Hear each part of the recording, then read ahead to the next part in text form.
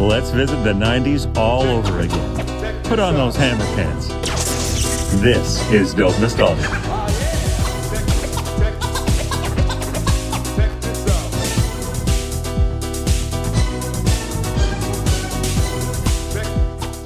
Hello, my 90s family. This is Naomi and Dope Nostalgia episode number 119. This one's going to be a little bit different today because we have a special guest who is the host of the YouTube channel called The 80's Gamer. You can find him at youtube.com/The 80's Gamer. His name is Cody Reid, and recently he got some notoriety and some attention because he did a really cool react video to the New Kids on the Block music video with Rick Astley and Vogue and Salt and Peppa for their new video, Bring Back the Time. Cody did his own react, and it got a lot of attention. You have to go check it out on his YouTube channel. He's had quite a few views, and it's called Bring Back the Time Reaction Grown Man Cries. Cody had a really heartfelt response to the video, and it caught the attention of Donnie Wahlberg as well, who invited Cody to come to the mixtape tour on him this year. Cody is doing a lot of things. He's got a very varied career. One of the things that I really enjoyed talking to him about was his time spent working and appearing on the television show Nashville. Probably have quite a few Nashville fans out there, but we had a great conversation. I'd like to introduce you guys to Cody Reid. Cody. From the 80s. How you doing? I'm good. How are you? I'm good. I don't know if you know anything about my podcast yet, so I can tell you a little bit. I've scanned a little bit of the Twitter that I kind of noticed that dope nostalgia 90s, all things that I very much like, so I'm happy to be here. That's pretty cool. Yeah, I'm Absolutely. very much stuck in the 90s, and that's why we do this show, but not a bad place to be stuck. Yeah, I've been stuck in worse situations. and it's cool because we get to talk to different artists that are from like the realm of pop and rock and even a little bit of country. So it's been quite the adventure starting this thing up. So yeah, that's really cool. That's really awesome. I like communicating on the internet. Because it's a good thing. I wish that some of the people that I knew communicated with me more in real life. I don't know if it's the pandemic or whatnot, but I've noticed a weird frequency change in the way that people communicate now compared to pre-pandemic. That's a different story though, but I do love having the ability to connect and meet with new people, and it's very interesting the way that technology allows us to do these things. Like I have all my equipment here in my studio. Like it's nice to have it here set up. I could do YouTube videos or talk to you or anybody. And then at the same time, I could take this, outside with a rap artist or a musician and make a music video, so it's all very portable and awesome. That back in the 90s, they had the huge $1 million studios. And it's cool to see how now it's all, you don't really need all of that necessarily. And I grew up in a TV station that my uncle owned, so it was like a whole huge master control room, and now it's just this little, I got my keyboard, I got a camera, microphone and a computer, some lights, either which way. It's nice to set up your own thing. It's perfect. Yeah. Right. It's nice to be able to be creative on the fly. One thing that I've dealt with, I think, in the last 10 years of having all this technology, on the flip side of that is almost having too much ability, like too many things that I can do, to where it kind of, sometimes I get a little, I'll work on a bunch of different projects, and I might just start something, and then it's just this little thing, and I'll find it in my computer like 5 years later. I'm like, wow, what was that? And like it was just like this thing that I recorded that was great, but I did it one night, Mm-hmm. and then it's in my computer, and it's just in the computer abyss. Whereas back in the day, when in the 90's, we had tapes, we had cassettes.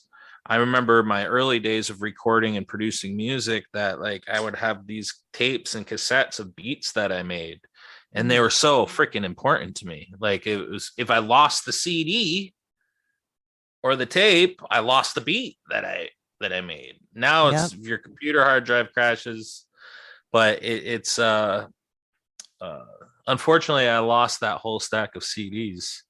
So somebody has a whole stack, or they might have been thrown in a dumpster, who knows? But yeah. Um, I've Yeah. I've gone through the whole hard drive crash thing where I didn't have everything backed up, and then the drive stopped spinning. And Mm. so I've still held on to that drive just in hopes one day I can take it to one of those data recovery places. I think I have one or two of those still in Mhm. my Lego cabinet over here. Yeah. Um, yeah, I have on my computer, I have like a dual hard drive system that if one goes down, it automatically copies everything to two hard drives Oh, for wow. redundancy. Good So idea. I hope that it works. I've never had to test it, but that's just one section of the drive. But as a filmmaker, because I've been doing filmmaking for the last 10 years or whatever now, I I've I have 30 terabytes of Wow. external hard drive filled with film, like just footage of things that I've filmed, whether short films, music videos, vlogs, whatever. There's been a bunch of different moments over the last 10 years. I was like, oh, I'm gonna do a short film, or I'm gonna, Mhm. I do music videos for all sorts of people, on lower levels or higher levels in the entertainment industry. You're a So busy yeah. guy. You got a lot I to. I want to be more busy. Right now, I've been locked up in my apartment, and it's driving me a little insane. Well, In the best way, because really, I really want to be doing stuff. Like, I feel like I'm underutilized right now. mm, Um, just because I always want to be doing something. It's like, well, what if I'm not doing something, that I'm in my head, and sometimes you want to be there to figure some things out, but I'd rather be doing things than so much in my head. It's mhm, been a real interesting journey with this whole Twitter thing, because uh ever since Donnie shared that video that I made, and wrote such a really nice compliment, and invited me to one of their shows. I think all these people on Twitter have been hitting me up from the New Kids fan base, and mhm, that's really great, because I never focused once ever on Twitter ever. I think I mm. had like 60 followers on there before this, and now my Twitter is pretty active.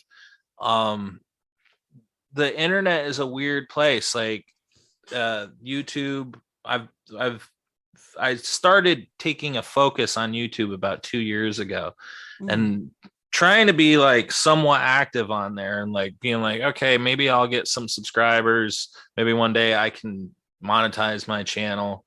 And it was literally like the hardest thing I think I've ever done, is because when you put up a video that you spend hundreds of hours on, or 80 hours or whatever, and have it get 3 views, that Mm. could be very frustrating with some of the stuff that I've done, because I've done music videos for clients. They'll go up, they'll get 50,000, 100,000 views or whatever on their page. That's great and whatnot. But okay, now I have to build my YouTube channel.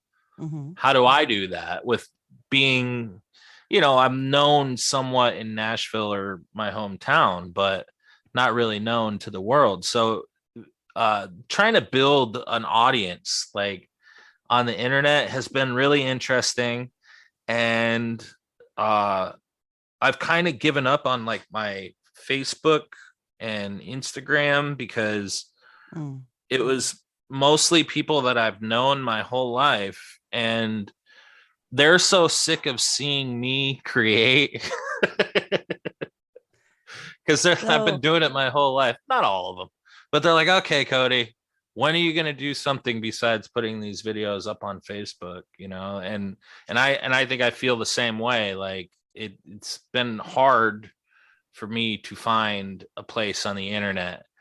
So it's been really nice since all the New Kids on the Block fans are so supportive, you know, and so just trying to build an internet community. I give it up to anybody that has a show like yours, or trying to communicate in this sort of level, putting it out there. Like it's really cool.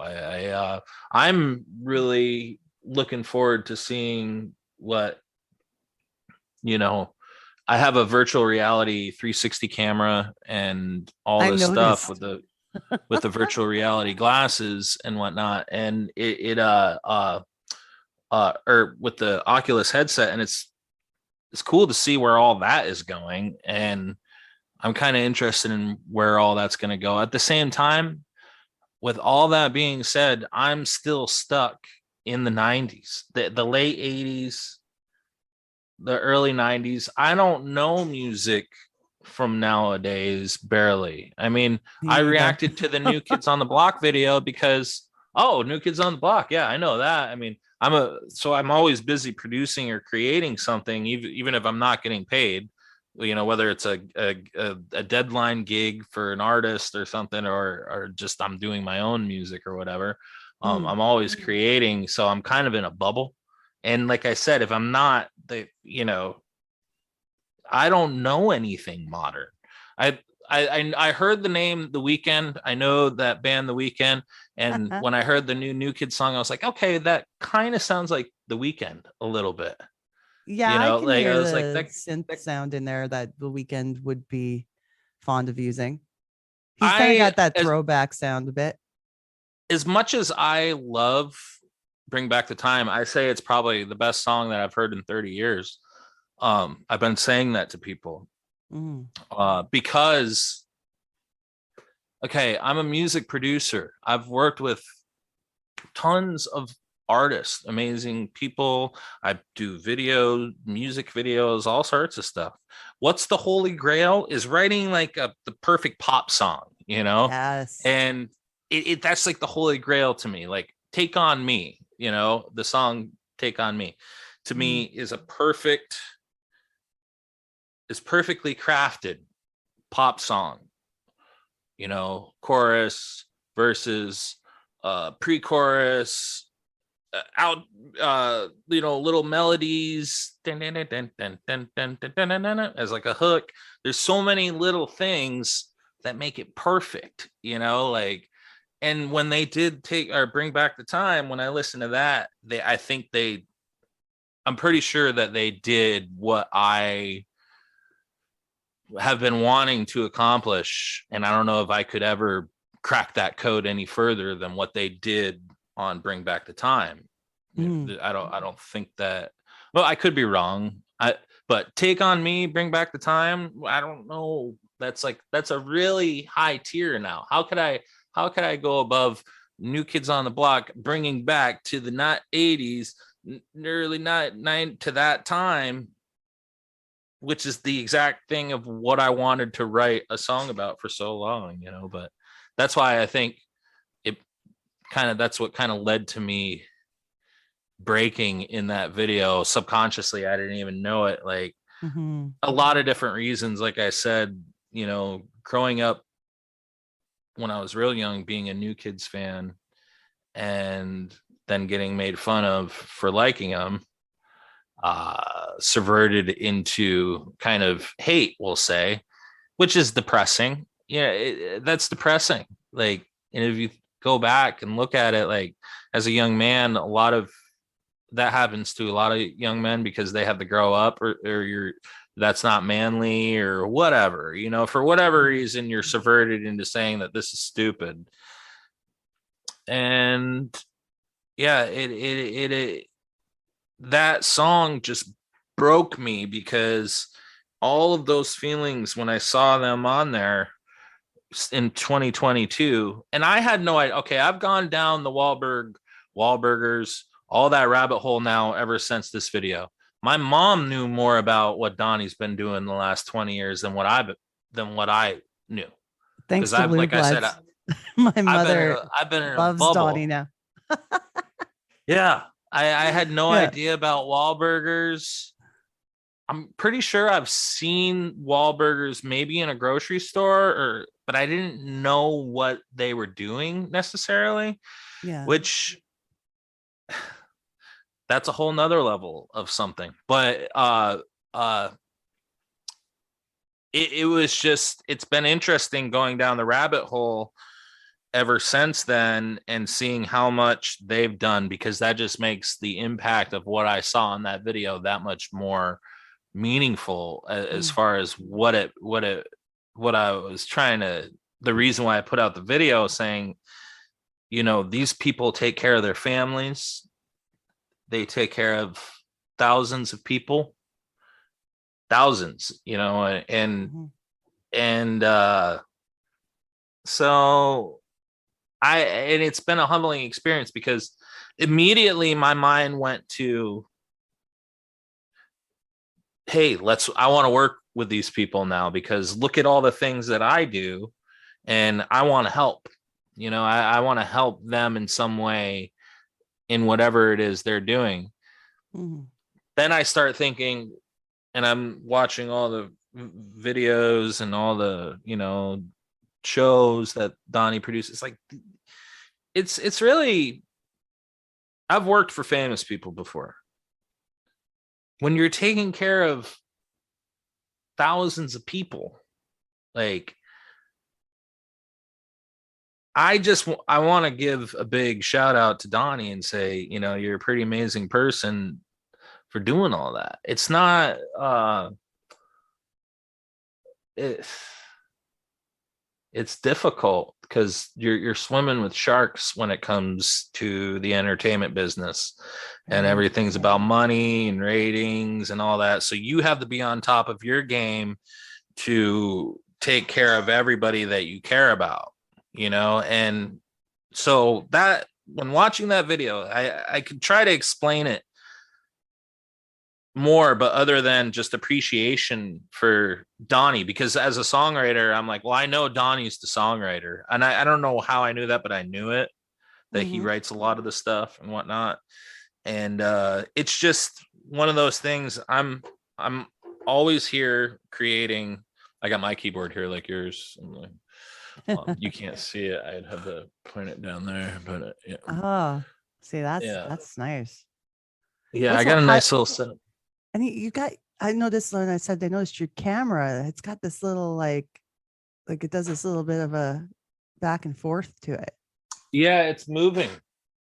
I can Yeah, it's control the cool. speed too. Check this out, like with my phone. So if I go like this, I got my little app, Smart Shot. Let's speed it up. Is that the Oh camera no, itself, or is it just like the what it sits on? it's a mover. It's like a newer. The company is called Newer. Oh. And actually they make the lights that I have here as well, Mhm. which are LED panel lights that you can put batteries in. And actually the same battery for the mover, Mhm. they're the same batteries. So I have 12 of those batteries. And the reason why I got that is because, well, it's nice to have it in the studio here like this. I'm like, oh, it's cool, whatever, making the Yeah. videos, you got your little mover. But I wanted to have these lights to where I could go out in the fucking, well, excuse my language, go out You into the swear. woods, go out into the woods and shoot a music video or whatever, have the ability to have the multicolor LED lights, Mm. their panels. I could show you, Mhm. Yeah. and they're not that expensive. I found a nice pocket on Amazon of gear that was like, oh, here's the $1,000 version, here's the $200 version, Ah, and the good $200 version. yeah. So that's kind of what I've built. Like this mover was $600. The really good movers are like 2,000, 3,000. And depending on what they're getting cheaper, but Mm. um but yeah, I really like, I love filming. I would love to go out into the woods and shoot a music video. I was supposed to do it with a friend last year. That's one of the reasons why I got the stuff, because I'm like, well, let's go shoot something in the woods. Uh, you know, because why not? Like, I don't know. Like, I always look at my music videos. If you, and I'll send you some links sometimes, but there's like, Sure. I love Stanley Kubrick, and I just love good framing when it comes to filming. Mm-hmm. And so a lot of my music videos, the way I look at it is, I'm gonna slow down the slider a little bit so we're not cruising so fast. No motion sickness. Yeah.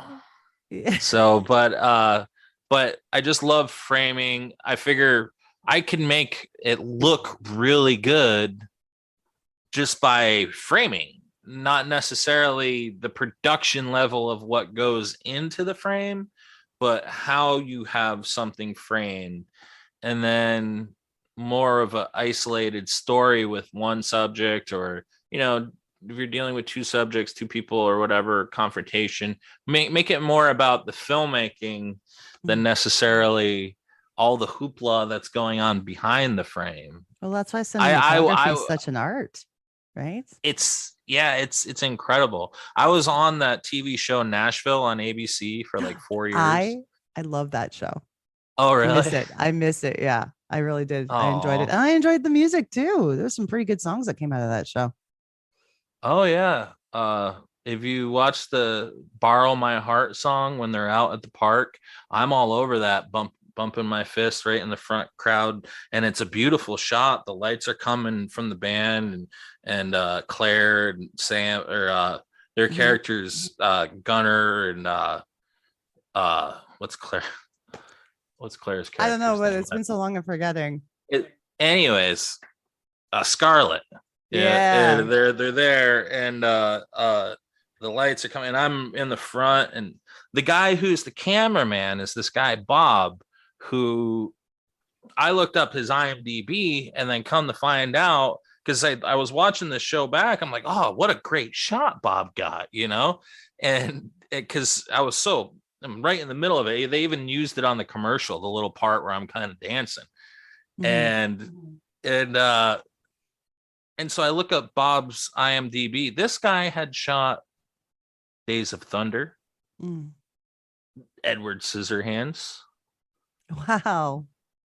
All sorts of crazy cool stuff this guy had filmed. And so the next time I went and saw him on set, I was like, dude, you shot Days of Thunder? And he's just like this humble, not older gentleman, but older than me, that nobody would ever probably talk to, because he's just very unassuming. And it was a really cool moment, because I got to tell him, hey, I love your shots, and whenever I get in one of your shots, it looks awesome. And so oh, thank you, whatever, but yeah, being on that show was really, really cool. I got real lucky. The creator of the show, Callie Curry, she's married to T-Bone Burnett. Okay. Yeah, and so the music for the first, T-Bone did the music for the first 2 seasons of the show. I never got to meet him on set then, but I did see him on set in latter seasons. He just wasn't necessarily working on the show. It was real incredible. Yeah, a lot of amazing music. Speaking of 90s artists, I got to be Christina Aguilera's photographer in an episode of Nashville. Yeah. Oh yeah. Yeah. See, I was an extra But I don't know who there was letting me do all sorts of stuff. I think it might have been Callie. Mm-hmm. Or it had to have been Callie because she's the creator of the show and she was always there. But I Mm-hmm. got to do a lot of different things, and like normally, um, I played like the roadie for Connie and Deacon sometimes. Like there's an episode where they're at the Grand Ole Opry and I'm in the background where like Luke Wheeler's looking on all pissed off because Connie just left him and he's So jealous. Yeah. back with fucking Deacon, who by the way, Chip Charles Eston, Mm-hmm. he likes to go by Chip. He's the best and I love him to death. But yeah, so the doing that episode where Christina Aguilera is on the show, she's playing a diva on the show, and I'm just going to state it for the public record, she couldn't have been sweeter in person. Maybe wanted to be professional about it, but everybody was talking crap about her, and it really annoyed me because she was there with her family, she was working, and she was doing a good job. She was playing a diva on the show, but she was the furthest thing from a diva. And everybody always says like, oh, she's a diva. She seemed really nice to me. I don't that was something that bothered me. Like, why are you calling? Maybe she was, the method acting. It's like my friend Claire who played Scarlett on the show. Clairbo. Yeah. Claire Bowen. Okay, not to give away secrets or anything, but like she'd be on set and she'd be distraught. If she was not distraught, but like you could see like that she had already gone there to the place where she needed to be to make the character come across in a kind of method kind of way. Mm-hmm.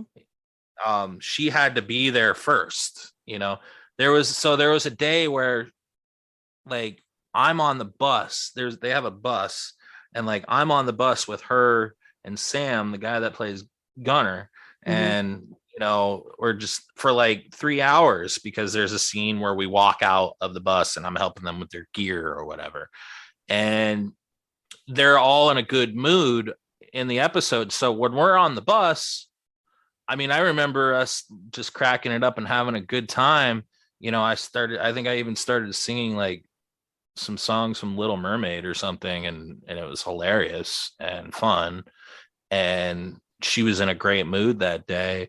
And I realized after watching the episode, like that it's more of a method thing for a lot of the actors. They have to get in a headset.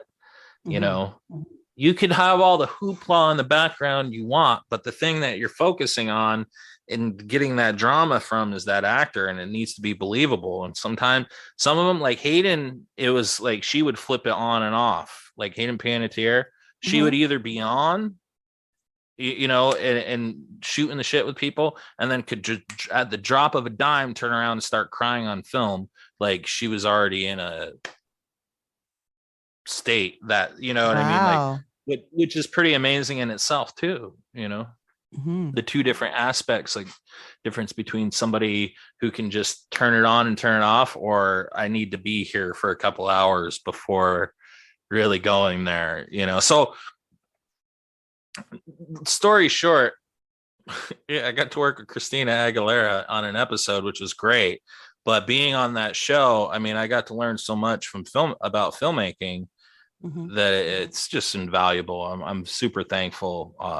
I got to Mario Van Peebles, talk about another person from the 90s. He was one of our directors on that show. Eric Stoltz was a director for an episode or two. Quite a few cameos, right? Quite a few guest appearances. Elton John was there for a day. Yeah. There was all sorts of really cool cameos that I'm like, oh shit, Steven Tyler. Yeah. Yeah. And it spoilers, the stage on the show, even though they were like, oh, we're in Indiana, or we're in Les, it's always the same stage. We just would move things around a little bit and, Hmm. the light, change the lights a little bit or change the LED panels.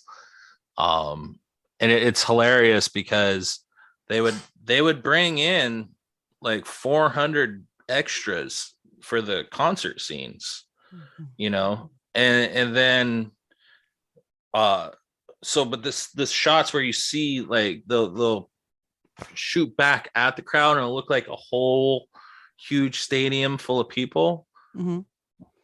They had gotten fill shots from a stadium show that they did for season one at the where uh the Tennessee Titans play. Uh-huh. Okay.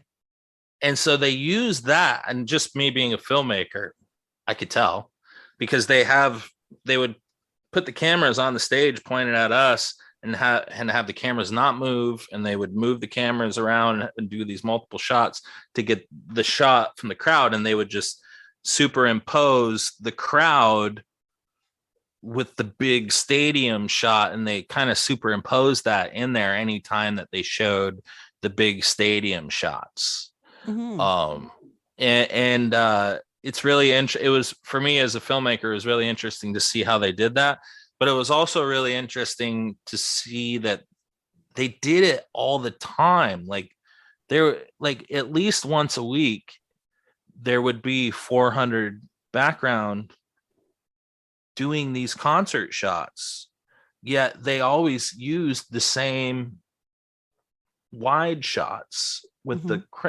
it's hard to explain, but and I was like, is this a freaking scam? I was like, are they, what are they even doing? Like I was like, why wouldn't they just use some of the same footage again, of the crowd shots, instead of having 400 people come in once a week to film this very nonsensical crowd stuff that doesn't matter at all. And we're talking thousands and thousands of dollars every day. Hmm. And my only thought process to the reason why that was happening with the show is that the city of Nashville was paying Lionsgate, who produced the show, a lot of money every year, millions of dollars, to keep the production in Nashville. To And keep it so authentic and to keep it use authentic. use So actual locations. exactly. So I will say straight up, they kept it real, and they freaking paid all of us every week to be there to make that show. They Mhm. paid me for 4 years. I had a job there for 4 years. And when I was going through it as a filmmaker, I'm like, what is going on here? This is weird. But the more I look back at it now, I'm really thankful, because it was like a community thing, and it brought people to Nashville, and it got people interested in the show. Mhm. It kept people, it was a community. Like when that show got canceled, the community broke up. And not to say that there isn't still a film community in Nashville, but it was yeah, not to dive too far off topic or anything, but it changed. I moved home after it Mhm. got canceled. I came back to upstate New York, and I've been trying to figure out what to do with my life ever since. Mhm. Uh, That's a lot. you That's know, good to have on your resume. That's for sure. yeah. I mean, I got to do all sorts of stuff down there. I was on a show with Billy Ray Cyrus Hmm. called Still the King. I don't know if you ever heard of that I think I've show. heard of it. I've just never seen it. Yeah. Yeah, it had Chris Farley's brother was on it. Kevin, is that his name? Yeah, I think his name's He Kevin. he Yeah. he used to be in that MTV boy band show called Yes. Together. Yeah. Yes. Same guy. Hilarious, by the way. Right. For sure. And then also Joey Lauren Adams Oh yeah. was on that. Chasing Amy. Is Chasing it? Amy, Mallrats. Yeah. Yeah.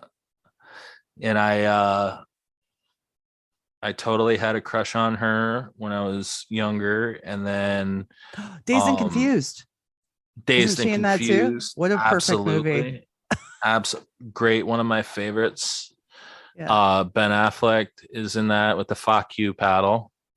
Yeah. And you know, I didn't even realize it. Like the original time I watched that movie back in the 90s, it was like rewatching it 20 years later where I realized that was Ben Affleck. I didn't know the first couple times I watched that was Ben Affleck. I didn't Yeah. know that was Ben Affleck until Ben Affleck was Ben Affleck. And then Yeah. I went back and watched it and I was like, oh shit, it's Ben Affleck. Like Mhm. after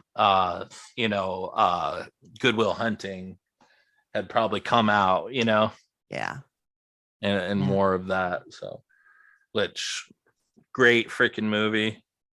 Produced by Kevin Smith, Mm-hmm. who created Mallrats and Chasing Amy. I also think that he might have wrote it, but that's nor here or there. I don't know. I don't know. When I watch that movie, Chasing It, or when I watch Good Will Hunting, Mm-hmm. like that sounds like Kevin Smith to me. Yeah. Like if you go back and watch that movie, I've never seen that movie. you've never seen Good Will Hunting. Mm-mm. No, I'm really bad with catching up with movies, honestly. The 80s, I hardly saw any movies. I've had to play catch up. See, we're in the 90s here though. Dope Yeah, I nostalgia. know. I know, but I was all in the music. Always the No, it's music. cool. It's cool. You're gonna have to Yeah. watch it sometime. That's Mhm. that's it's a good one. It's one of my favorite movies for sure. It's got a lot of heart. Mhm. Not to say that Ben Affleck and Matt Damon couldn't write something like that, but and to be fair, Ben Affleck has written a bunch of really good movies in later years. So it Mhm. doesn't surprise me, but for some reason it just that movie sounds like a Kevin Smith movie to me. And my only thought process on that is, well, Ben was working with Kevin at the time. Mhm. Okay. And so he's around Kevin all the time, and they're spitting that fast kind of Tarantino-esque dialogue. And maybe that's something that he was just like, okay, this kid's a genius. You have to watch the movie Good Will Mhm. Hunting. I don't want to spoil it for you. Okay. I will. I Uh, will. It's going on the list. Watching it. okay. Yeah, Yeah. I'm a big movie buff. As much as I'm stuck in the 90s with music, I'm definitely there with movies as well. Forrest Gump, of Okay, I've seen course. that many times. When I was in the great land of China, I just loved playing ping pong with my Flexolat ping pong paddle. That's what he Yep. said. I Yeah. think It's it's pretty well, close. sounds right to me. I But used to yeah. know most of the movie by heart. And it's real annoying to watch with me unless you just love me, because then you see how excited I am and you're like, oh, okay. I'll let him be excited to watch Forrest Gump for the 300th time. Well, I definitely want to make sure that we get out there the different projects that you're working on so people can check them out. Like your YouTube channel, of course. Yeah, the So, 80s gamer. mhm. See, I'm stuck in the 80s, 90s. It started because I was playing a lot of video games, and then I was like, well, I'm gonna start reviewing video games, so I'll call it the 80s gamer. Mhm.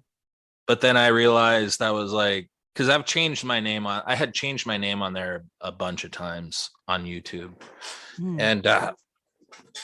and on Facebook, I've created 2 or 3 Facebooks over the years, and it's just the internet is just like this place of like whatever, and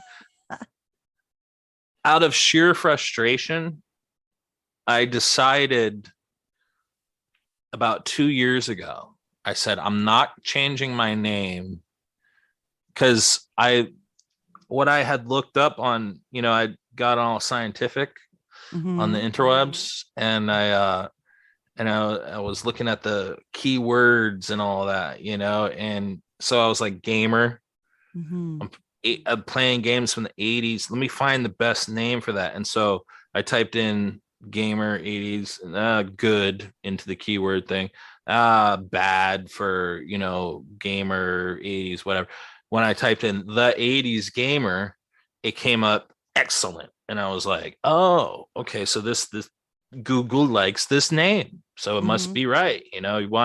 You want the artificial intelligence to embrace you. You have to appease the AI overlord in order to get Yes. retention and To and get all that the algorithm to right.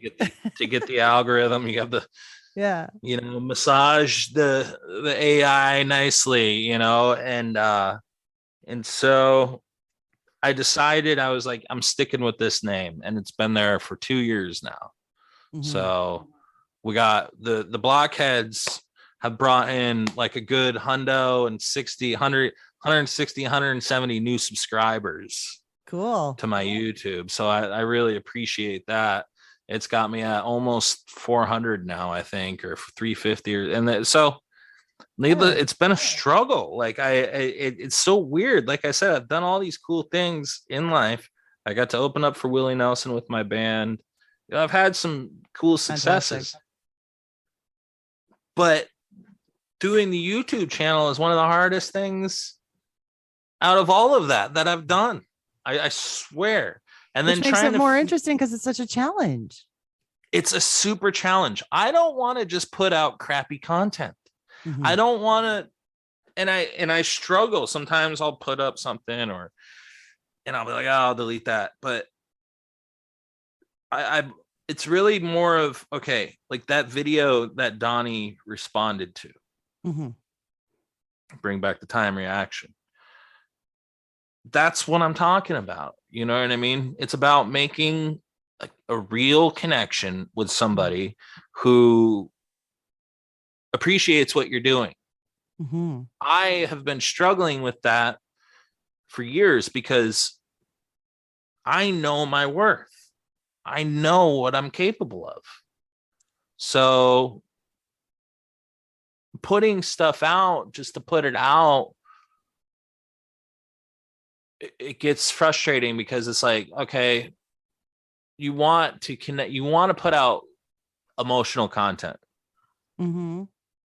or content that connects, and I Yeah. don't want to use tricky freaking retention getting tricks that all the YouTubers are using, welcome everyone to the blah blah blah blah. And I do it, I mock it a little bit and I have fun with it because it's like, everybody has an intro and everybody has a thing and you want to have it all, but the algorithm likes things that are very calculated and Mm. in a kind of blockchain manner, we'll say. It's very the same intros, keep it consistent. And I understand the Mm-hmm. value of that. And that's why I haven't changed the name. And I put my intro on most of my videos now, and I have a little outro. And I'm doing these little things that I think help a little bit for sure. Yeah.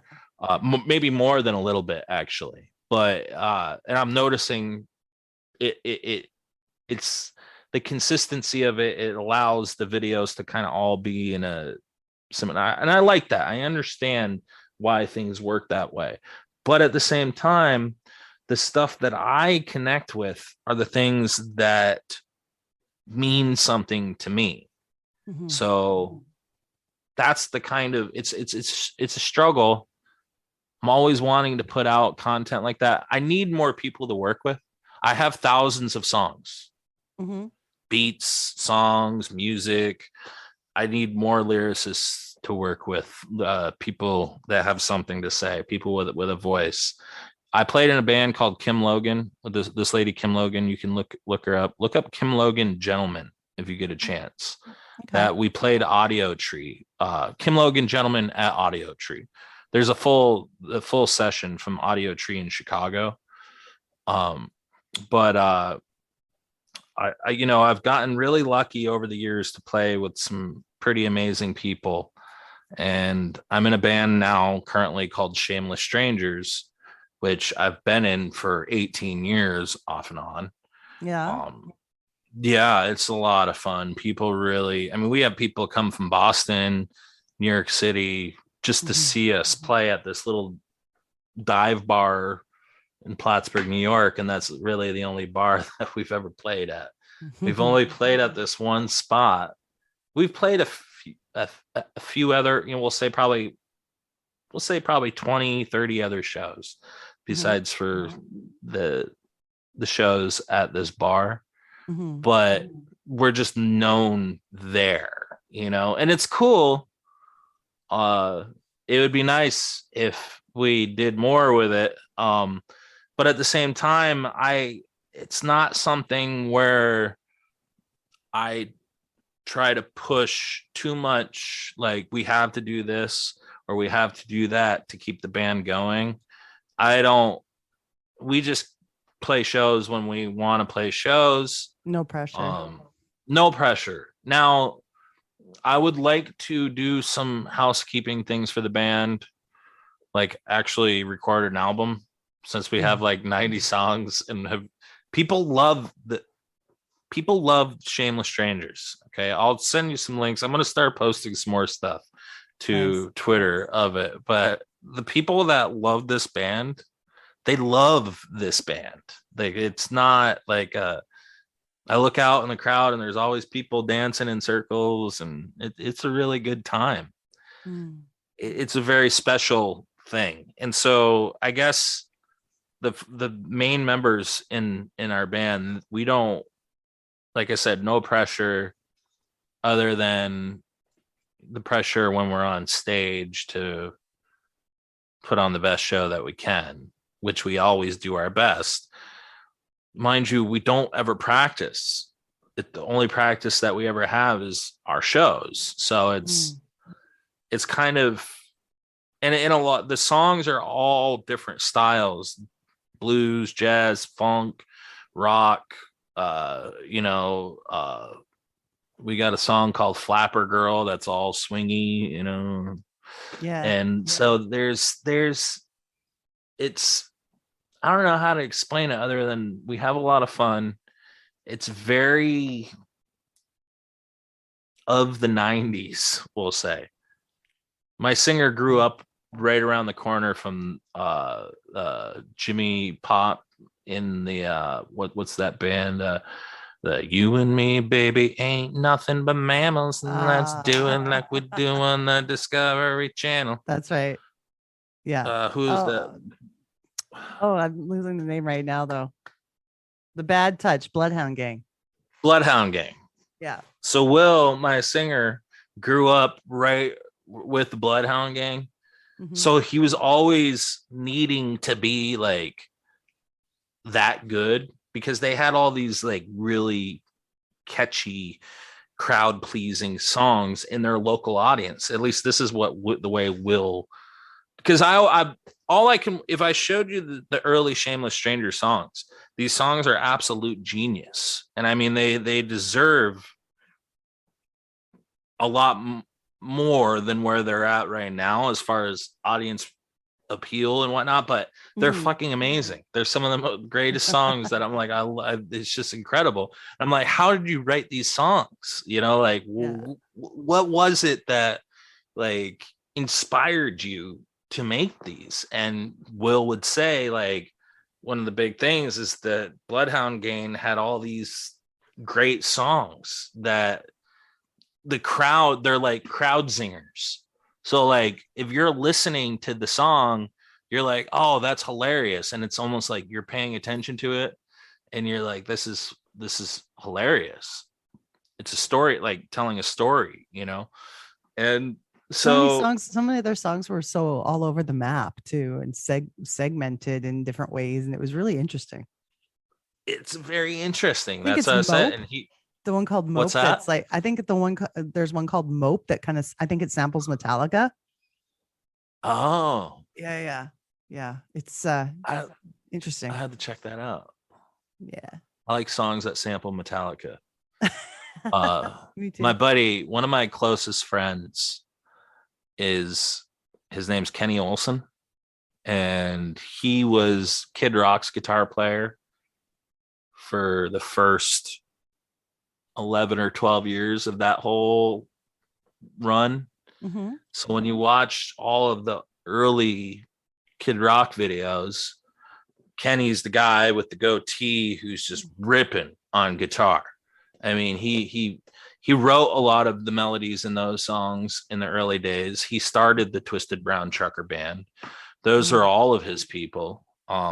They were from Detroit, and actually Kenny, he's worked with Shaka Khan.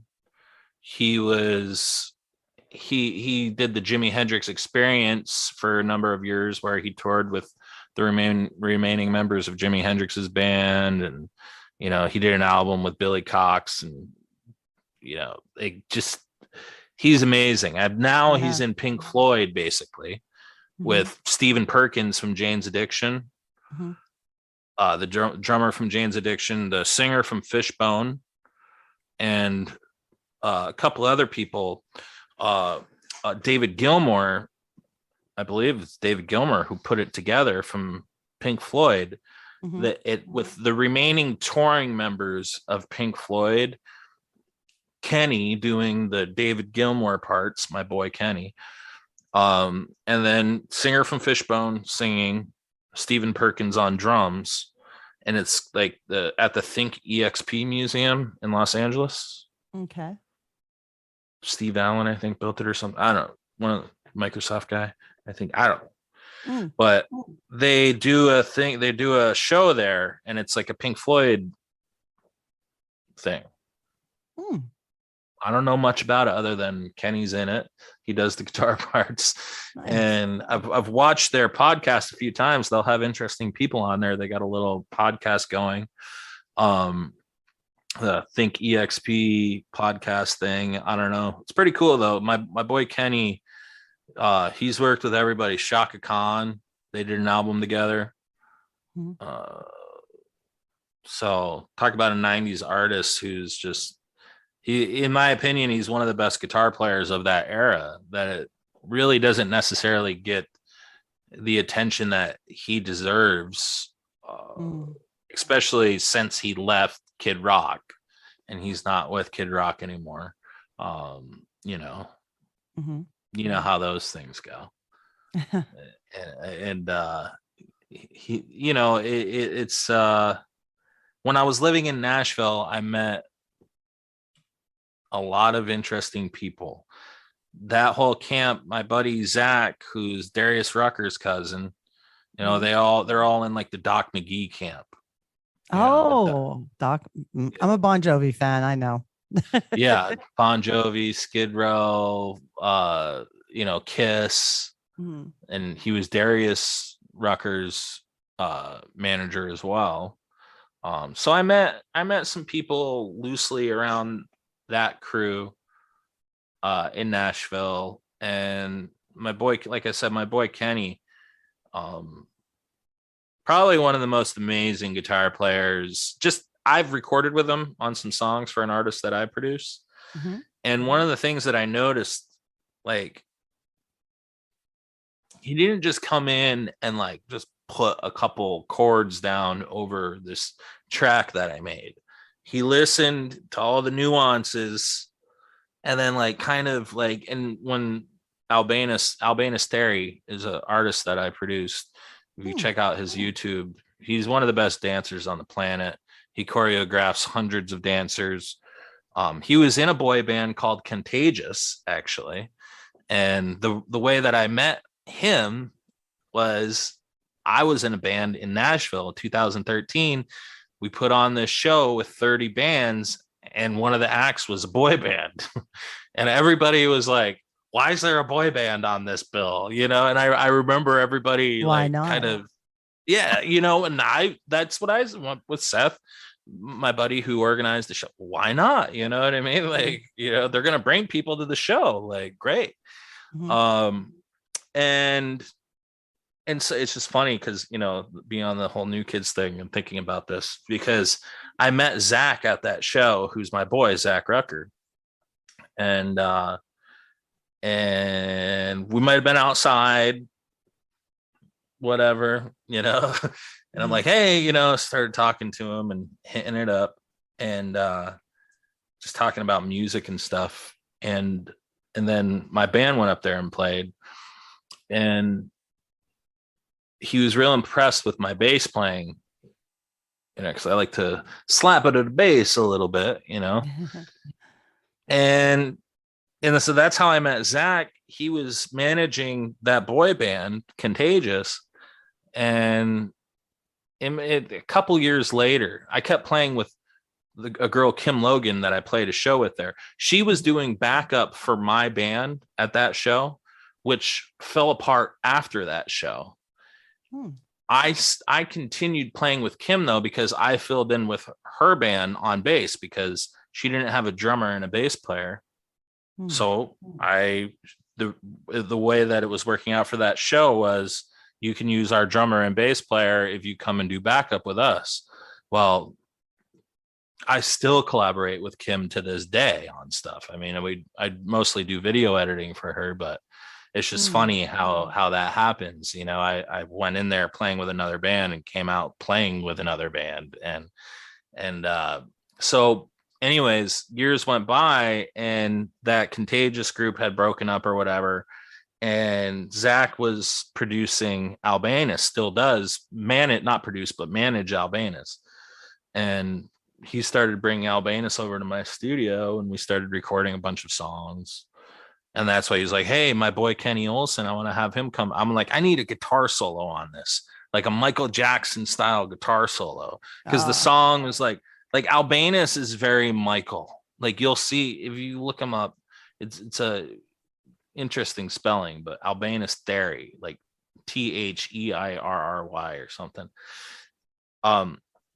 He reminds you of Michael. And so this song that I made, I didn't necessarily copy any song, and I'm not going to say that publicly.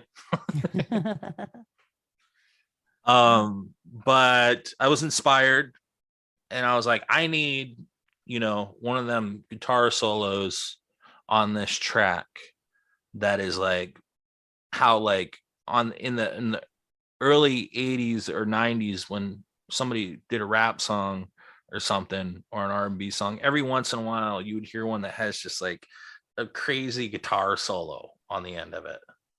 Kind of out of place, but not, you know. And so my boy Zach was like, oh man, I got the perfect guy for that. And I'm like, who? He's like, my boy Kenny.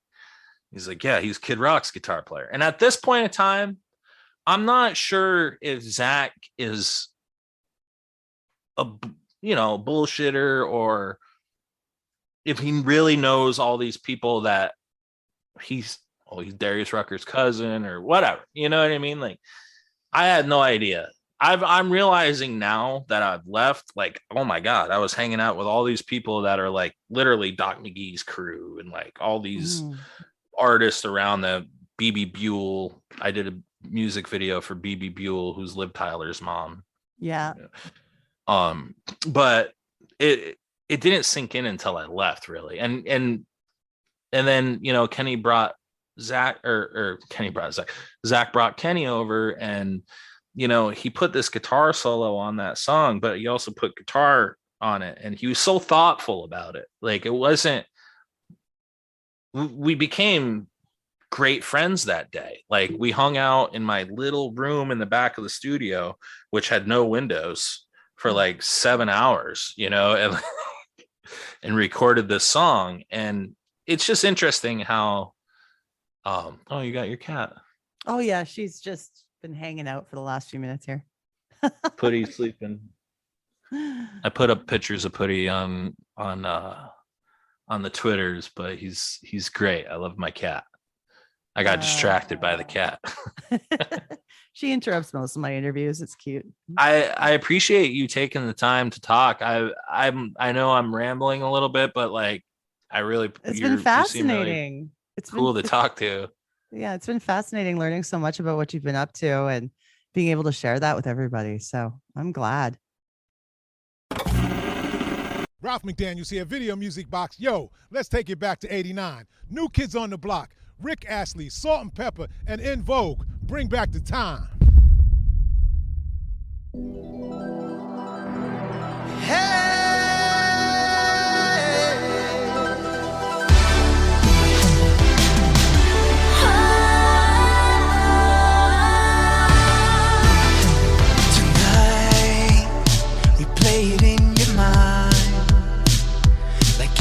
Yesterday, we had that secret place where we would hide, count the stars in the sky, and the promises we made were for life.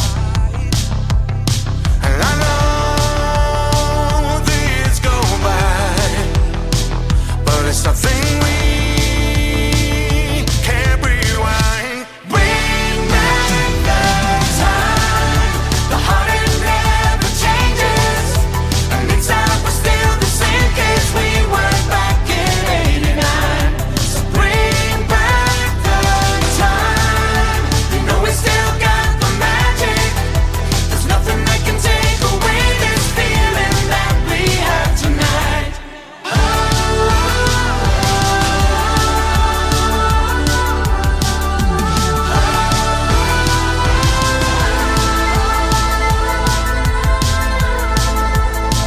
Bring back the time. Came in the door, we said it before. Back in the days we was young, we had a ball. Bikini, small, heels, tall, hanging all day at the beach and the mall. Like Rick, we roll, new kids in vogue. Plus a pinch of salt and pepper. Seasoning, here we go.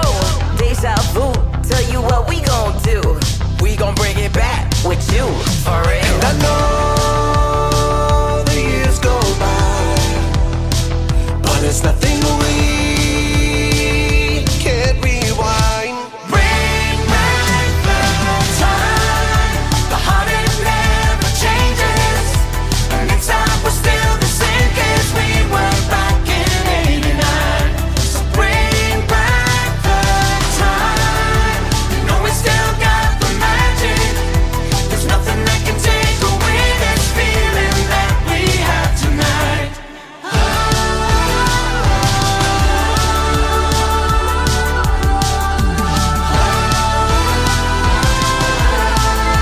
Always bring it back for me. Bring back the time. Come on. Let's go back. Back in time. Let's go now. Are you ready? Let's go. Let's go. Yeah, I know the years go by, but tonight we're gonna rewind. Bring back the time, the heart it never changes, and inside we're still the same case we were back in 89. So bring back the time, you know we still got the magic. There's nothing that can take away this feeling that we have tonight. No, no, no, no,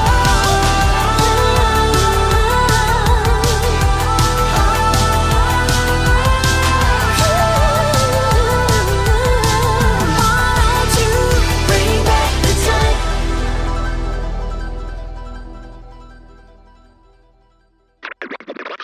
Play it again. After these messages, we'll be right back. Tonight, from wherever in the world you are listening, give a big hand for your host. Here's Ainsley. Hello, I'm Ainsley Beckley-May from Price Tag Pod, and I'm so excited to be a part of the Dope Nostalgia podcast. Price Tag Pod is a new cheesy game show podcast due to release on April 2nd. Price Tag Pod attempts to put a price tag on your dignity, and to do this, the show breaks down into 3 easy parts. First, we ask our guests 11 uniquely ridiculous questions. £376. You have edible glitter in all of your drinks for life. Oh, who would agree to that? No, never. $500, Tim. $500. For the whole of next year, you have to have a mullet and a mustache. Ooh. $100. Would you drink from your best friend's toilet bowl? Oh, Next, we negotiate a price. £110. I think it's definitely worth more. How much you got, pal? Give me a number. Let's do 2 hours of your pay then. Let's do $22. 2201. I'll take 2201. All right, we'll do 2201. You just want a weird number, right? Then at the end of the show, we calculate the total. $370,784.95. You were worth $395,717. Nice. That's like almost a 2-bedroom condo where I live. And that's it. We have fun, the guests have fun, and we see how cheap or expensive people's self-worth really is. To follow the show, just type Price Tag Pod into your friendly neighborhood Google engine, and we'll show up somewhere. Have a great week, and we'll see you on the show.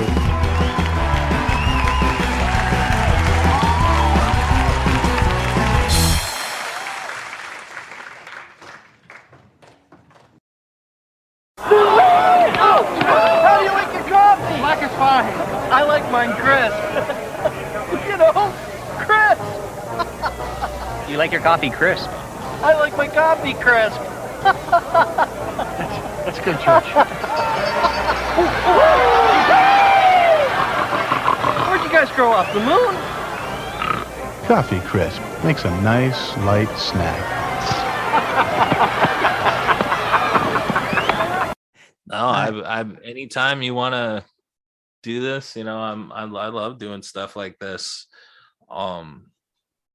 I've been looking for, I want to do a podcast, and I have, like I said, I have a lot of friends who are famous who would probably, if I was like, hey, let's just do a Zoom real quick, you know, I get caught up in my head, and it's nice. I guess it's just nice having someone to talk to. Oh yeah. You know, and that's what I think doing these sort of things, these podcasts and stuff, it's really cool because, you know, now I'm like, okay, it's 5 o'clock. We've been talking for an hour, just flowing. Mhm. And of course, you know I talk a lot. This is what it is. I have a lot to say. Yeah. Well, you've had a lot of really cool experiences. It's nice to be able That's to what I'm share saying. those. Life is great. Life is great. I love creating. I don't know what is going to happen with all this stuff with the new kids and all that, but God, the universe, whatever you want to call it, does things in interesting ways.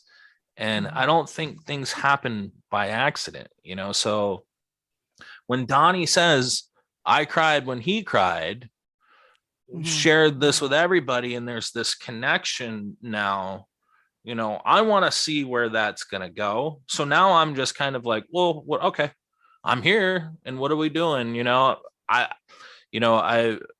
would love to be on the cruise with all the blockheads. I mean, don't get me wrong. Yes, I'm a single man at 39. Being on a cruise with 3,000 women my age doesn't seem like a bad thing. No, not at all. No, I'll be there. It seems, I'll be and there. you're too. gonna be there. I mean, Yeah. you know, come on, like, and I've talked to so many people. There's been a whole group of people, of women, mostly women, 1 or 2 guys that I've talked to too that are like, hey man, thank you for you know, being a voice for the male blockhead. Isn't that nice? And it is nice, and I'll proudly wear that mantle, Mhm. or crown or whatever, you know, whatever. I'll proudly wear that and take it as far as we can, because I support this community. This community is the most supportive community I've ever seen on the internet or in real life, you know. So it's and the reason being is, what is it that they do? What is it that the new kids do? What is it that Donnie does? What that they do best? They put smiles on people's faces. Spread love. They spread love. The songs are positive. They're about empowerment, even, you know, hanging tough. Hang in there, you know. It's about positivity, and even Good Vibrations, the song that Donnie wrote for Mark. It became number 1. Think about that song, Good Vibrations. Sweet Sensation, feel it. It's empower. It's like, it's like that guy on YouTube that is really annoying, but he's so empowered that you're like, oh, I gotta listen to this guy. Because the self-empowered videos that you're like, maybe some of it is good, maybe some of it isn't, but it just really gets you. Like, I work for a chiropractor in Nashville. My cousin, the reason why I moved to Nashville in the first place was my cousin was a chiropractor. Okay. His girlfriend cheated on him with one of his patients. Ugh. And she was like, it was him and her doing the whole thing. And so he called me up. He's like, man, I need help. You want to come down to Nashville? So I went down there at the worst time for him.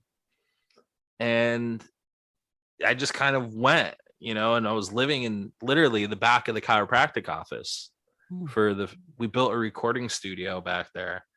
And I was living in there. I was, well, yeah, where, and I learned a lot. I don't know I can't remember. I digressed, but why I was talking about chiropractic, but we were talking about good vibrations before that. Oh yeah. The positivity. So Vibrance Family Chiropractic, live, thrive, vibe. That was our saying that we came up with. And it was always about being positive. And before that, I had been not positive for a long time. I was very angry before I went down there and started working with my cousin for one reason or another. I'd been in a lot of rock bands, Shameless, the band that I was in, that was a fun band. I kind of exiled myself from it because I wasn't having fun. How can I be in a band that is called Shameless Strangers when I'm not having any fun, or I'm feeling full of shame, because, I broke up with my girlfriend, or this, just whatever life reasons that made me feel miserable at the time. Yeah. And it took a lot. I think I give my cousin a lot of credit because I used to fight with him like crazy. Because he's obnoxiously positive, like in the best way. Like, he just wants to do good. And sometimes when you're not in the right place, and then he had to do what he had to do to protect himself from that sort of negative bombardment that somebody in not the right mindset would be. Reflecting on that, I feel like I've learned a lot about that and putting that positivity out. And that's what Donnie does. Yeah. He's always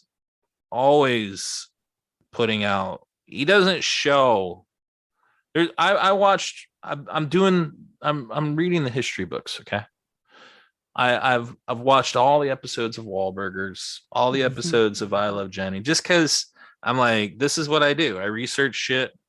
Once, you're hitting me up you're sliding into my IMs now, Donnie. Okay.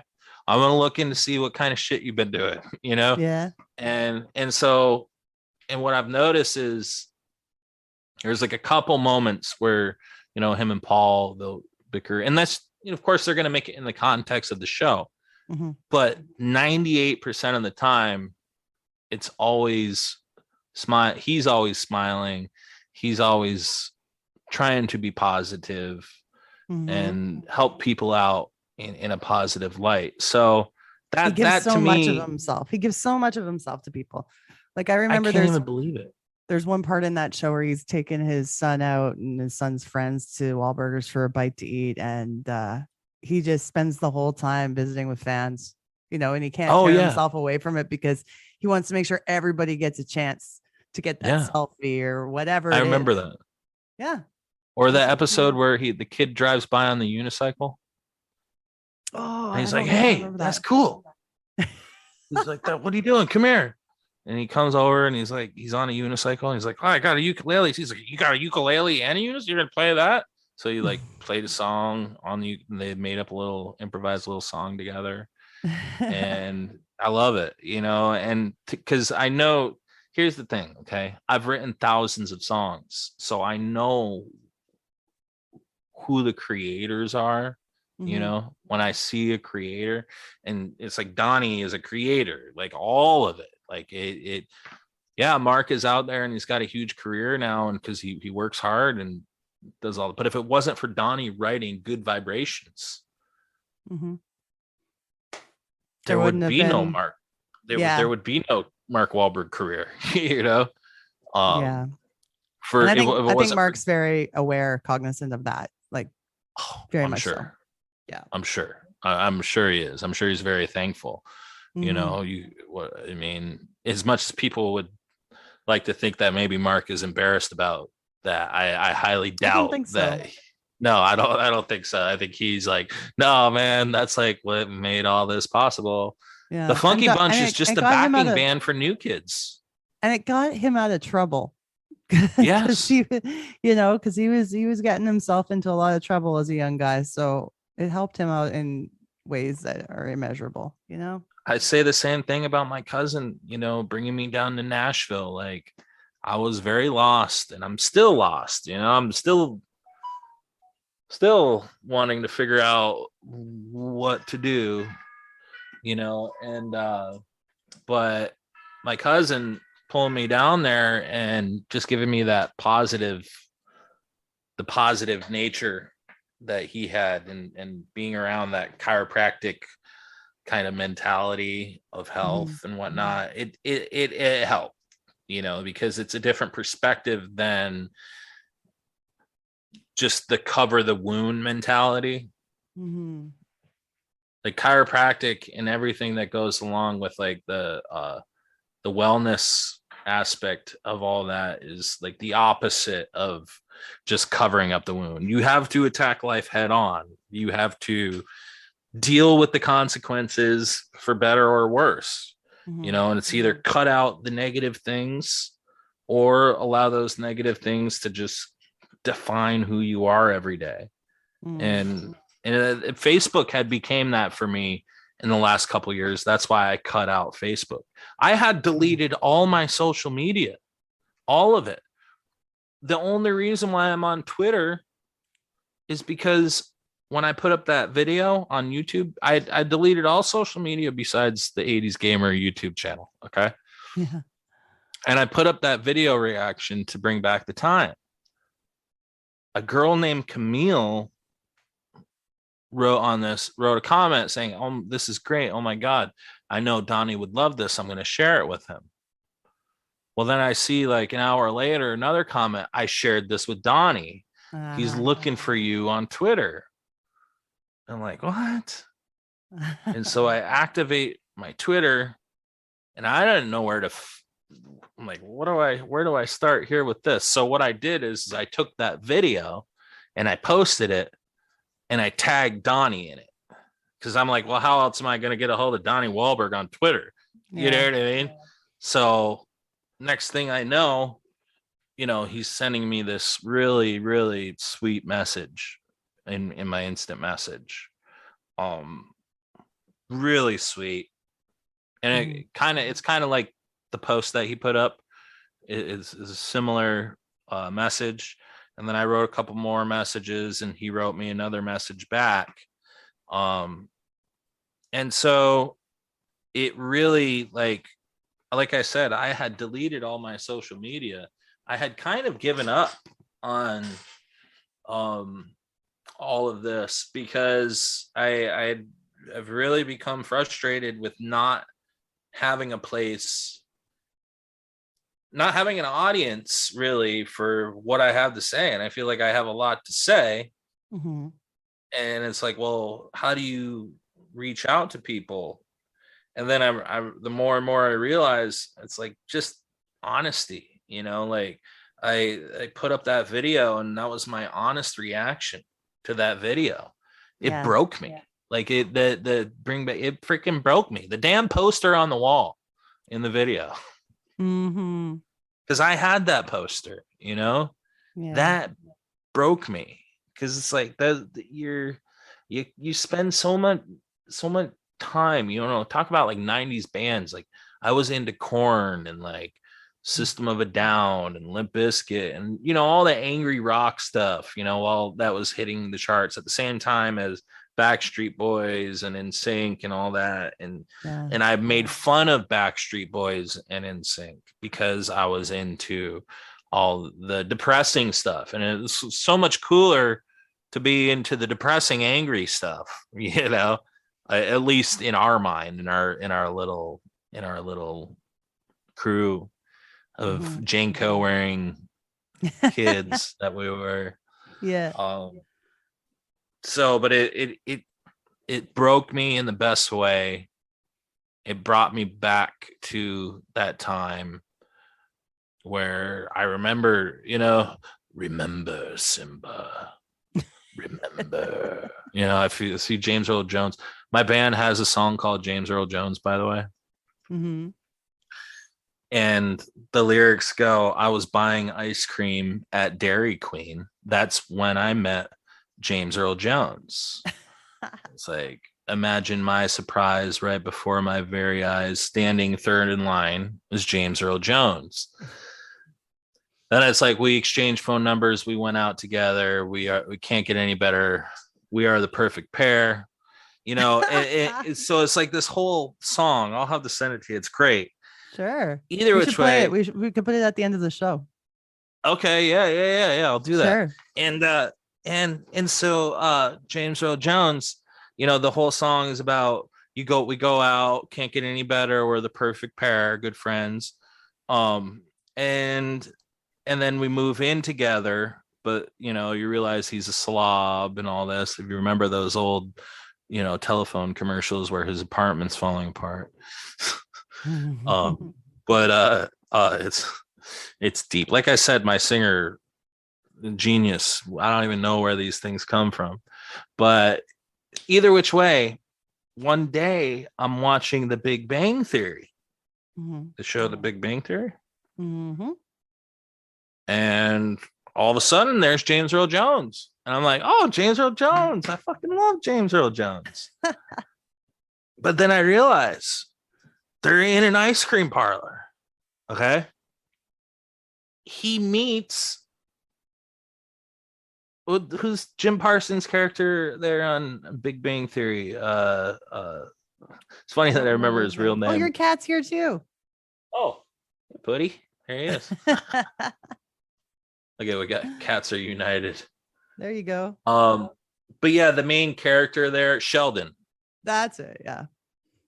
So Sheldon meets James Earl Jones in an ice cream parlor. They sit down, start talking, and he's like, oh, James Earl Jones, I really think you're great. You're amazing. They become best friends. Okay. Just like in our song. They go out, they go to a circus. And it's even, they're all chummy. And he's just like, James Earl Jones, you're the best. Like, this can't get any better. It literally, okay. And then they end up going to a spa, and James Earl Jones is talking at the end of our song. It's like, years and years went by.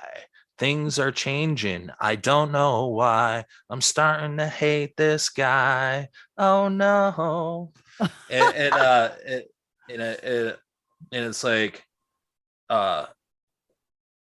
there's a line in our song that's like, I don't care if you are the voice of Darth Vader. You know, I'm moving on my own. I don't need to see you on my phone, or I don't need to see you anymore. Don't call me on my phone.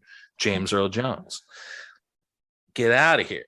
And so that happens in the episode of Big Bang Theory.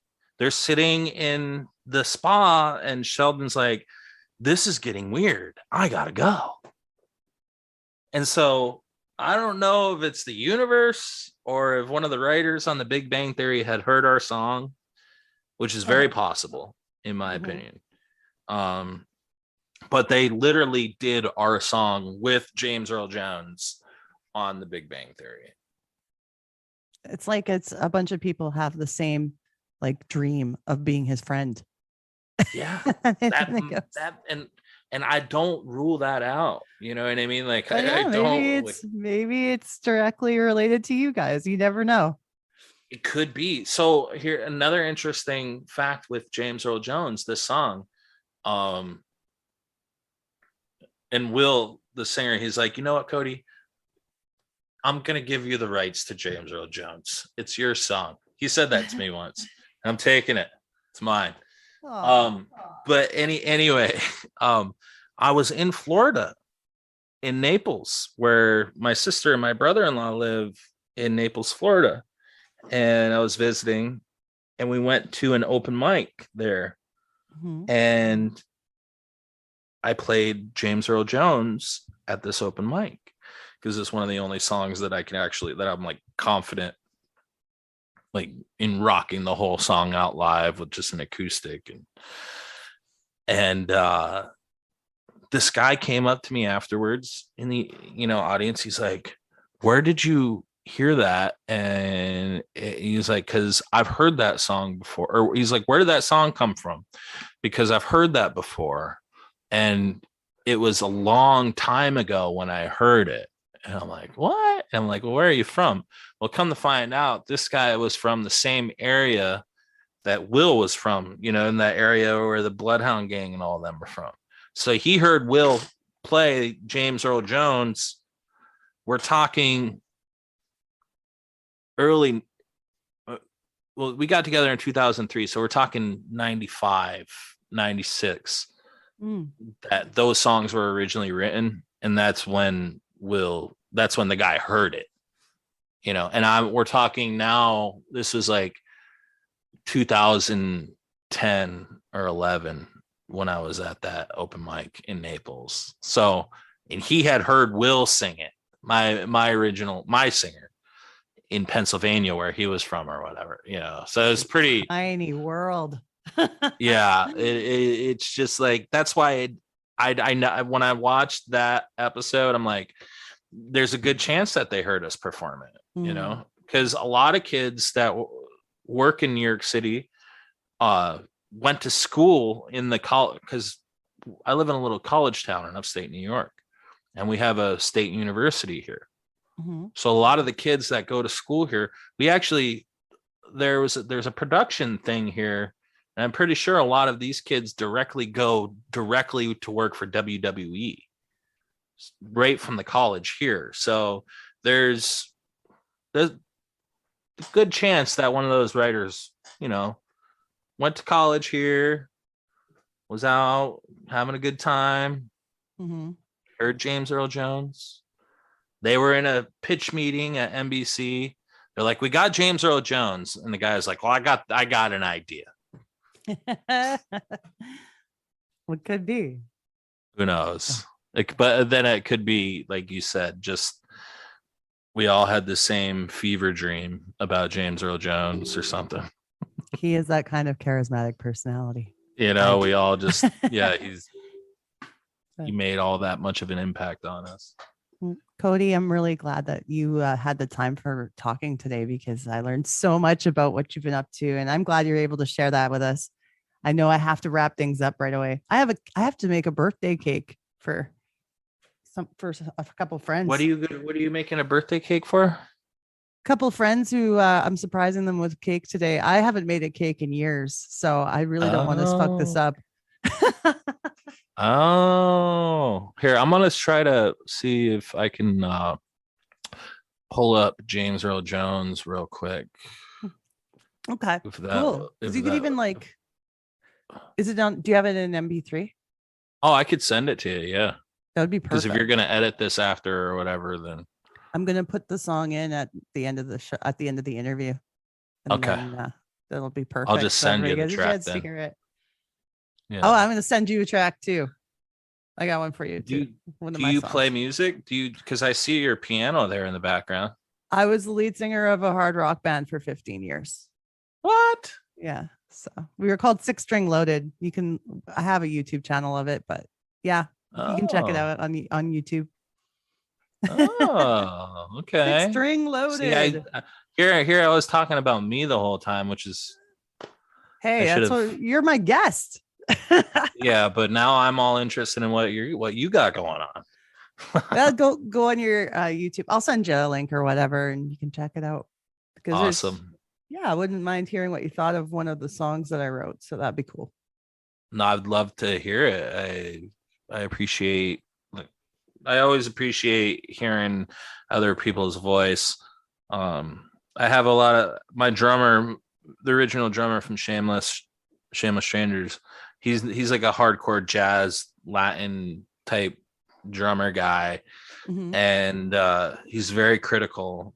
Not as much as he used to be now, but he went through this time period where he went from loving like Black Sabbath, and the only thing he had was Black Sabbath tapes, to being an ultra jazz nerd that hated anything but like world music that was, Uh-huh. one of those, and uh uh oh, fuck, why was I telling that story? I digressed again. Uh, Either which way, yeah, our original drum. Why was I talking about my drummer? There was a reason. Sucks. Maybe we'll cut that part out of the podcast. Or maybe not. I don't know. But yeah, that's well, we're getting old. We're from the 80s, so we, our 80s brain babies. slips. But I know I'd love to hear your music, and that's what I was saying. I was like, it's always nice. Okay, so Bill, he used to just hate on everything, and that was like metal or whatever. And this is a guy who was like a big Black Sabbath fan before. And so what I realized in that time period, because I used to always debate with him and be like, listen, it's just people can like what they want, man. It's just what they like, man. I'd always have these arguments with him. And what I realized out of that, and this is kind of deep, it's funny that I forgot real quick because I think about this all the time, is that the music is, for me, in my opinion, it's the language of the universe. If you look at all matter and everything in the universe has a vibration, it has a frequency, so therefore it's based in this kind of music realm, this vibrating realm. And our music that we create, our songs that we write, is our voice speaking to the universe. It's our interpretation of what we're seeing and what we've been given. And this is kind of our war cry going back, feeding back into that vibration. If you listen to, if you put a microphone in front of a PA speaker and it's too loud, you're going to get infinite feedback, and you won't be able to distinguish anything from anything. It's horrible. You know what I'm talking about. Oh, yep. Mm-hmm. And that's because it's feeding back, and that the vibration isn't being allowed to exist, whereas it's being magnified into infinite. Whereas if you're directing it out, you're more of a transmission of a specific energy. You're putting out your voice. It's like you're this antenna, I don't know how to explain it other than your own voice. It's like, so I don't ever like to compare or say that this sucks, or like I've gotten to the point now where I'm like, I would never say that music at all sucks, or any sort of form of expression, other than like if you're spewing hate, like blatant, like I want these people to die, or like there's a level there where I'm like, I don't need to hear that.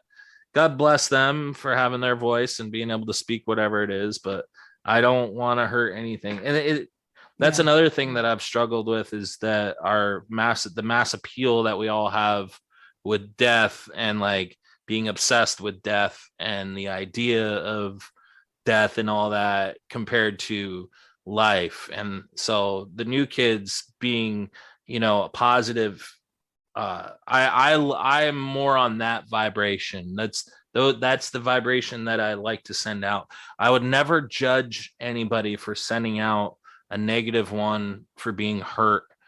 You know what I mean? Like I'm not going to judge Jonathan Davis You know, I've heard the song Daddy. It makes me cry when I fucking hear that song, you know? So, or any number of those songs that you literally hear him crying on the track and you're like, God It's dang, therapy. you really right? went there, you know? Yeah, it is therapy. That's Yeah. why I don't, and I have some angry songs. I got a couple good handful that are pretty angry, you know? Uh, but I much prefer to be on, I want to be on the vibration of putting out good vibrations. Down, Yes. sweet sensation. I've got the Good positive. good vibration. Oh, come on, come on, come on. I was watching, what was it, Wahlburgers, and they were talking about how uh he was like, I just had Donnie say all the, like, feel it, like, feel it, come on, and all that into the micro, and he sampled it and then played it on the keyboard. So when you hear the song and it says, come on, that's actually Donnie doing, you know, the samples of that on the keyboard. I thought that was great. You know, as a producer, I was like, oh, this is great. You know, because I had no idea that Donnie wrote that song, and that the Funky Bunch was literally the backing band for New Kids on the Block. I mean, they were Maurice Starr's crew. You know, it was the musicians that were on the albums. You know, it was, because back then it's like, okay, you could sample some stuff and that's cool, but it doesn't, it's not like having the Funk Brothers on your I've had a couple. song. I've had a couple from the Funky Bunch be on the show, and man, those guys are so fucking great. They're great awesome. musicians. Yeah. Great yeah, musicians. Hector and Big Ace have been on the show. Big Ace has been on a Oh, that's couple so times, cool. and Big Ace spends most of his time with Mark. Like, he's been in Mark's movies. He travels with him all the time. He's a really cool guy. It's nice. Yeah, I've seen him in I think on the Wahlburgers show and- once or twice. Well, Mark put out a documentary on HBO Max called Wall Street that came out last year. And Oh yeah, Ace I is think I in, saw it. I Ace haven't is in watched that it yet. too. Yeah. Okay. But Yeah, I I'm- mean, you got to stay true to your people, you know, the people Mhm. that you come up with. It's like, And that's another at thing least- I respect him for. He's You kept know, he's it- kept his old friends, you know, and he's kept them close. So it's nice. if you can, you know, Yeah. I've dealt with, and I'm sure they've dealt with it as well, as like, it's difficult when you see your friends get addicted to drugs and go down paths that you're not necessarily, that you don't roll You've got to with. protect yourself from too. You have to right? protect yourself from them, and it is what it is. It doesn't mean that I don't love them Mhm. any less or anything like that. More so, maybe keep them away, you know, but it doesn't mean you love them any less. Mhm. And I do my best to work with the people. Like I said, my band, I've been very lucky with Shameless. We have a show on April 22nd, by the way, at the Monopole in Plattsburgh. But I've been lucky 18 years to play with the same people. That's rare to be a band Very. that long. You know, like guys, It's hard to keep like 4 people, 5 people together on the same path. It's very difficult. I don't know how we've done it, other than, well, I quit the band twice actually. First time was a thing, but then the second time I had come back to the band, and then I left when I went to Nashville. So, and then the whole time I was in Nashville, I was trying to get my singer to come down there, because I was like, bro, we're gonna be freaking famous if we, I was like, if you come down here, like, you know, we could take the band to Nashville and take it out and take it on a whole nother level.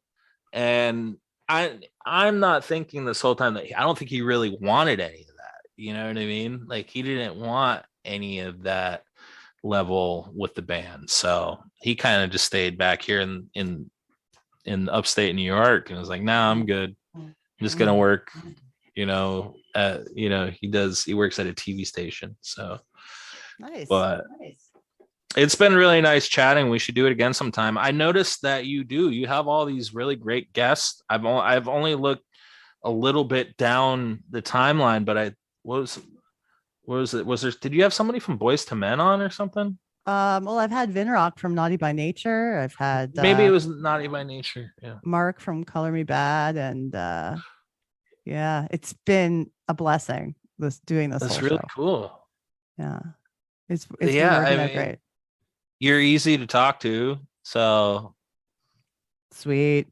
I'm glad to hear that. Nice. Well, I mean, sometimes some people they'll just they'll be like, yeah, and you're like, okay, I'll, where we're going. But no, I appreciate your time and sure, and everything that you got going on here. It was really good to get to know you. So yeah, we'll do it again.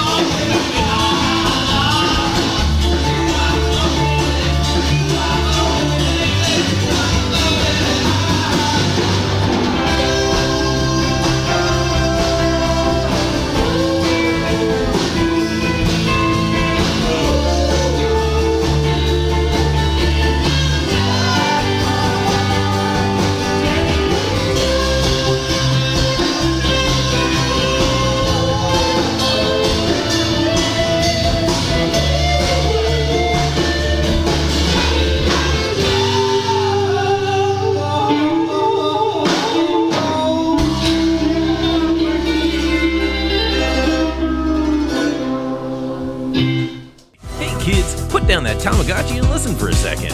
You know, you can follow us on Twitter at NostalgiaDope, Instagram at dope_nostalgia. Visit our website at www.dopenostalgia.com or pick up the phone and call us at 780-851-8785. This podcast is licensed by SOCAN because we believe that artists should be paid for their work.